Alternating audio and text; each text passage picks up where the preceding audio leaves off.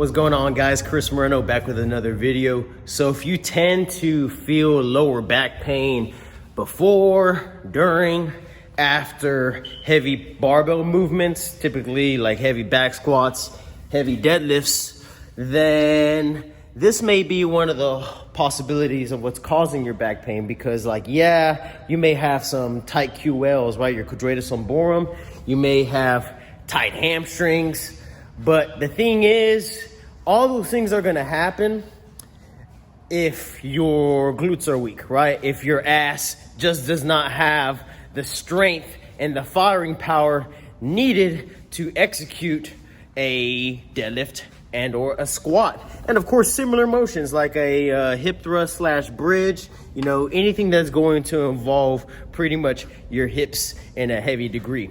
So I'm gonna show you guys a couple of things that can help you feel better. But the thing is, it doesn't stop there. You also want to make sure that you're doing things to actually get better, because those are usually not the same things, right? Because when we get that feeling of tightness anywhere, usually it's due to improper positioning, a lack of stability, and or a lack of strength. But yeah, so this will be the first movement. First thing you're gonna do is release those QLs. Right, so using a medicine ball, you're just gonna line it up pretty much right here, right? Think like the side part of your lower back. This is your QL, right? Your QL is your quadratus lumborum, right? So we're gonna lay on it, and you may either wanna roll inward or outward, go up and down, really search around for a hot spot. And we wanna make sure that the adjacent leg is in this hip flexion position. And then with this leg, it really doesn't matter what you do with it. I personally put it in this little, think like a hip 90 position, right? So it's like hip 90 coming down. And then from here with this arm, the adjacent arm, you just wanna reach back, typically with the palm down. And then with this arm, we're going to reach over that way as much as you can. And if you start to feel the sensation decrease as you go into it, get out of it and hold that spot where you tend to feel it the most. And again, you may either want to go inward or outward, up and down, really search around for your own individual spots, right? And of course, even if you're feeling pain just on one side, you always do both sides, just because pain is not usually a cause. Pain is usually a byproduct of something else, and it's usually not the specific spot. The specific spot is usually not the source, right? So same thing, reaching over as I'm in this hip 90 position, right? And you can also think about like driving both knees into the ground, right? That way you're making sure that as you're breathing, you're staying active while doing this, because we don't want to be passive about it. You're not going to get any benefits if you're doing things passively. So holding each spot for up to 2 minutes on each side, right? And then next, find a wall, right? All we're going to do is just a little QL release stretch. So whatever side the wall is on, that adjacent leg goes across your body and the knee is bent, and this other leg is gonna remain straight. And then with the adjacent hand, you can bring it down like so. With this arm, we're reaching over, pushing away. And again, you could rotate if you need to find your own individual hot spot. Again, holding each side for up to 2 minutes. But I really just focus on getting good breath. So you hold it as long as you need. Right, so once you're in this position, always inhale through the nose, and then as you exhale, push yourself away, rotate a bit even more, unless you move away out of your hot spot, right? Again, up to 2 minutes on each side. That should help you feel good. And then now we actually want to address the areas of weakness, right? The things that we typically need to strengthen to make sure that the pain doesn't come back, right? Because it's all cool if you can feel better, but at the end of the day, it's all about getting better, right? So what you're gonna now need is a band, and I'm lining it up along my hips because kind of a dwarf. I'm not gonna have it on a high part of the rack, but just make sure it's lined up with your hips, right? And then from here, see how that's looking. Right, good. So we wanna first go as far forward as we can and squeeze our glutes, right? To where if you do not squeeze your glutes, you can feel the band push back against you, right? So you just create enough tension and squeeze your glutes, right? And what we're gonna do is anywhere from 2 to 3 sets of 5 to 15 reps, depending on what you need, holding each rep for a 5 count.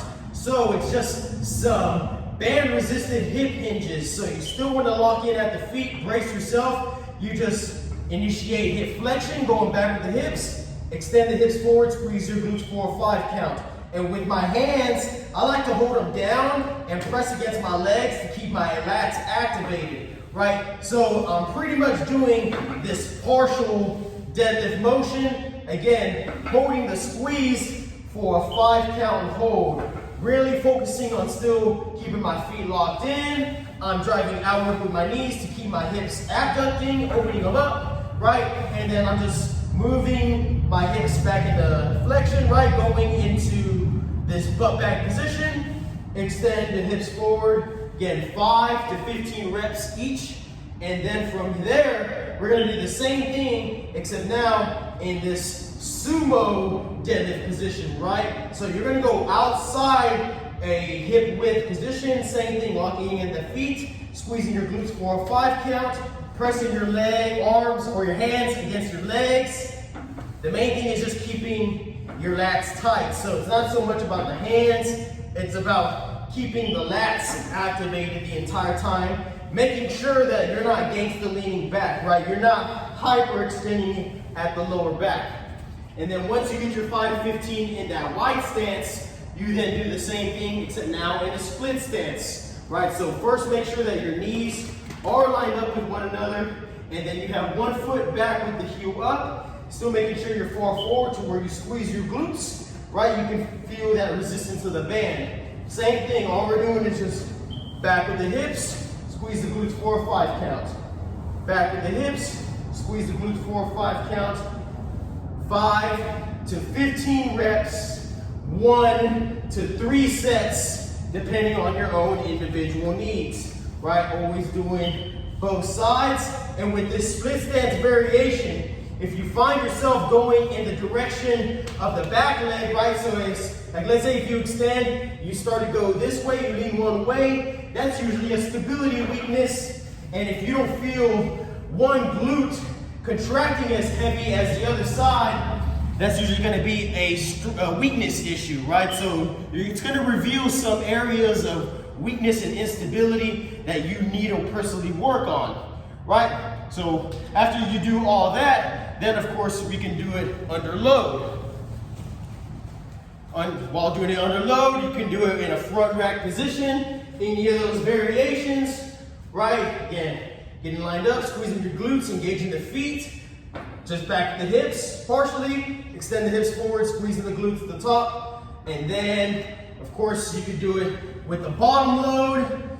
You can do it in that sumo position, bottom load, sumo position, front load in the split stance. You're pretty much doing different variations and different positionings of a hip flex to a hip extension, similar to a deadlift. So think of these as like partial deadlifts, but you're doing them together or regular stance, sumo stance, split stance, and then under load up top and down.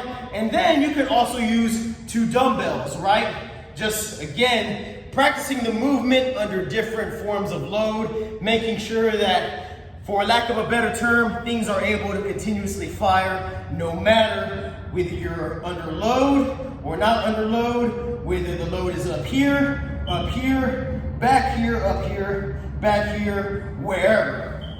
So yeah, one last movement. Just come to a wall, right? And so one other thing that we may need to work on is strengthening the hip flexors. So our butt tends to be weak and our hip flexors tend to be weak just because, you know, we're conditioned to sit for long periods of time. So that looks like shit. All right, there we go. So you're just gonna think about pushing your hands through the wall the entire time, right? Bracing yourself with the foot that remains planted, you clamp down, and you're gonna begin in this hip flexion position. While maintaining tension through the hands, the foot, the midline, you're going to drive this knee high up to your chest, barely release. High up to the chest for 5 counts, release. 1, 2, 3, 4, 5.